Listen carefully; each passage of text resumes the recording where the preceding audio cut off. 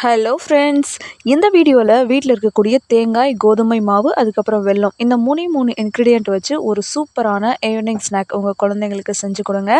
எண்ணெயில் பொரிச்ச உணவெல்லாம் கொடுக்கறதுக்கு விருப்பம் இல்லை அப்படின்னா, இன்ஸ்டண்ட்டாக ஒரு ஸ்நாக் கொடுக்கணும் அப்படின்னு நினச்சிங்கன்னா நீங்கள் இந்த ரெசிபியை ட்ரை பண்ணி பார்க்கலாம். இது ஈஸியாக பண்ணலாம், அதே நேரத்தில் நல்லா டேஸ்ட்டாக இருக்கும், ஹெல்தியானதும் கூட. ஸோ இந்த ஈஸியான இன்ஸ்டண்ட்டான ஒரு ஈவினிங் ஸ்நாக் எப்படி பண்ணுறதுன்னு பார்க்கலாம். வாங்க வீடியோக்குள்ளே போகலாம்.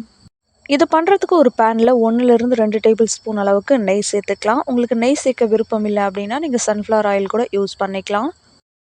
நெய் நல்லா சூடானதும் இதில் கொஞ்சமாக கட் பண்ண தேங்காய் ஆட் பண்ணிக்கலாம். இது வந்து ஒரு 1/4 கப் போல் இருக்கும். 1/4 கப் அளவுக்கு தேங்காயை நான் கட் பண்ணிவிட்டு குட்டி குட்டியாக கட் பண்ணிவிட்டு ஆட் பண்ணியிருக்கேன். இப்போ இதை வந்து நல்லா ஃப்ரை பண்ணிக்கலாம். ஒரு நிமிஷம் போல் இதை நல்லா ஃப்ரை பண்ணோம் அப்படின்னா இது நல்லா கோல்டன் ப்ரௌன் கலருக்கு வரும். அது வரைக்கும் இதை நம்ம ஃப்ரை பண்ணிக்கலாம். தேங்காய் நல்லா ஃப்ரை ஆனதும் இதில் 1 கப் அளவுக்கு கோதுமை மாவு ஆட் பண்ணிக்கலாம். கோதுமை மாவு சேர்த்துட்டு இதை வந்து நம்ம நல்லா வறுத்து விட்டுக்கணும். இந்த தேங்காயோடு சேர்த்து இந்த கோதுமை மாவை நல்லா வறுத்து விடணும். ஒரு 2 நிமிஷம் போல் இதை வறுத்து விட்டோம் அப்படின்னா கரெக்டாக இருக்கும். இதை வந்து வறுக்கிறப்போ மீடியம் ஃப்ளேம் அப்படின்னா லோ ஃப்ளேமில் வச்சு வறுத்துக்கோங்க. ஏன்னா இந்த தேங்காயும் இந்த கோதுமை மாவும் சேர்ந்து வறுப்பட்டு வரப்போ ஒரு நல்ல மணம் வரணும். ஹை ஃப்ளேமில் வச்சு வறுத்திங்க அப்படின்னா அந்த மாவு வந்து கருத்து போயிடும், சரியாக வறுப்படாது. அதனால் இதை வறுக்கிறப்போ மீடியம் ஃப்ளேம்லேயோ இல்லை லோ ஃப்ளேம்லேயோ வச்சு இதை நல்லா வறுத்துக்கோங்க.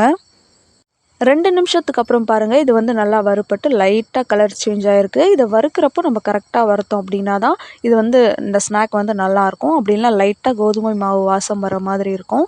அதனால் இதை வறுக்கிறப்பையும் இந்த தேங்காயும் கோதுமை மாவும் சேர்ந்து ஒரு நல்ல மணம் வர வரைக்கும் நம்ம வறுத்துக்கணும். இப்போ இது வந்து கரெக்டாக வறுப்பட்டு வந்துடுச்சு. இப்போ இதை வேறு ஒரு பாத்திரத்துக்கு நம்ம மாற்றிக்கலாம். இப்போ அதே பேனில் 1 கப் அளவுக்கு வெல்லம் சேர்த்துக்கலாம். அதாவது 1 கப் கோதுமை மாவுக்கு 1 கப் வெல்லம் சேர்த்துக்கலாம். இப்போ அது கூடவே 1 கப் அளவுக்கு தண்ணி சேர்த்துக்கலாம். இப்போ இந்த வெல்லம் வந்து நம்ம கரைச்சி எடுத்துக்கலாம். 1 கப் கோதுமை மாவுக்கு 1 கப் வெல்லம் அப்படின்றது வந்து ஒரு சரியான ஸ்வீட்னஸில் இருக்கும். உங்களுக்கு ஜாஸ்தியாக ஸ்வீட்னஸ் வேணும் அப்படின்னா நீங்கள் ஒரு 1.5 கப் அளவு கூட வெல்லம் சேர்த்துக்கலாம். இப்போ இதை வந்து நல்லா கரைச்சி விட்டுக்கலாம். பாகுப்பதம் எதுவுமே தேவையில்லை. இப்போ இது வந்து நல்லா கரைஞ்சி கொதிச்சு வந்தால் போதும். பாருங்கள், கொதிச்சு வந்துருச்சு. இப்போ இதை வந்து ஸ்டவ் ஆஃப் பண்ணிக்கலாம். ஸ்டவ் ஆஃப் பண்ணிவிட்டு வேறு ஒரு பாத்திரத்துக்கு மாற்றிக்கலாம். வேறு பாத்திரத்துக்கு மாற்றின வெள்ளை கரைசலை மறுபடியும் இதிலே வந்து நம்ம ஃபில்டர் பண்ணி எடுத்துக்கலாம். ஃபில்டர் பண்ணுறதுக்காக தான் இப்போ நம்ம வந்து இது வேறு பாத்திரத்துக்கு மாற்றணும். இல்லை நீங்கள் வேறு பேன் யூஸ் பண்ணுறதுனாலும் ஓகே தான். இப்போ இதை வந்து ஃபில்டர் பண்ணியாச்சு. அடுத்து இந்த வெள்ளை கரைசலை வந்து கொஞ்சம் நேரம் கொதிக்க விடலாம். இந்த ஸ்டேஜில் வந்து வாசனைக்காக ஒரு 2 ஏலக்காவை நான் தட்டிட்டு ஆட் பண்ணியிருக்கேன். நீங்கள் ஏலக்காய் தூளாகவும் ஆட் பண்ணிக்கலாம். உங்களுக்கு ஏலக்காய் சேர்க்க விருப்பம் இல்லைனாலும் ஓகே தான். இது வந்து ஆப்ஷனல். இந்த வெல்லம் லைட்டாக கொதிக்க ஆரம்பித்ததும் நம்ம ஏற்கனவே வறுத்து எடுத்து வச்ச கோதுமை மாவு, அதுக்கப்புறம் தேங்காயை வந்து இதோட ஆட் பண்ணிக்கலாம். கோதுமை மாவு ஆட் பண்ணதும் ஸ்டவ்வை மீடியம் ஃப்ளேமில் வச்சுட்டு இதை வந்து நல்லா கலந்து விட்டுக்கலாம். கலந்து விடுறப்போ கட்டி பிடிச்சிருமோ அப்படின்னு நீங்கள் கவலைப்பட வேண்டியதில்லை. ஏன்னா நம்ம இதை வறுத்துட்டு ஆட் பண்ணியிருக்கிறதுனால இது கட்டி பிடிக்காது. அதே நேரத்தில் இதை வந்து கலந்து விடுறதுக்கும் ரொம்ப நேரம் ஆகாது. ஒரு 1லேருந்து 2 நிமிஷம் போல் தான் ஆகும். இது இன்ஸ்டண்ட்டாக ரெடி ஆகிடும். இப்போ இதை வந்து நல்லா கலந்து விட்டுக்கலாம். இதை நல்லா கலந்து விட்டதுக்கப்புறமா ஒரு 4 முந்திரியை நெய்யில் வறுத்துட்டு அதை கட் பண்ணிவிட்டு இதோட ஆட் பண்ணிக்கிறேன். உங்களுக்கு விருப்பம் இல்லைன்னா நீங்கள் பாதாம் ஆட் பண்ணிக்கலாம். அப்படின்னா வேர்க்கடலையை நெய்யில் வறுத்துட்டு கூட ஆட் பண்ணிக்கலாம். இல்லை வெறுமனே கூட இதை நீங்கள் சும்மா கட் பண்ணி ஆட் பண்ணிக்கலாம். இதை ஆட் பண்ணிவிட்டு ஒரு நிமிஷம் போல் மறுபடியும் இதை நல்லா கலந்து விட்டுக்கலாம். நட்ஸ் வந்து உங்களோட ஆப்ஷனல் தான். கடைசியாக இதில் 1 டேபிள் ஸ்பூன் நெய் விட்டு நம்ம கலந்து விட்டுக்கலாம். நெய் சேர்க்க விருப்பம் இல்லாதவங்க 1 tablespoon sunflower oil add பண்ணிவிட்டு இதை வந்து நல்லா கலந்து விட்டுக்கலாம். அவ்வளோதான், இது வந்து ரெடி ஆகிடுச்சு. நம்ம ஸ்டவ் ஆஃப் பண்ணிக்கலாம். இப்போ நம்ம ரெடி பண்ணதை வேறு ஒரு பவுலுக்கு மாற்றிட்டு ஒரு 5 நிமிஷம் போல் இதை நல்லா ஆற விடலாம்.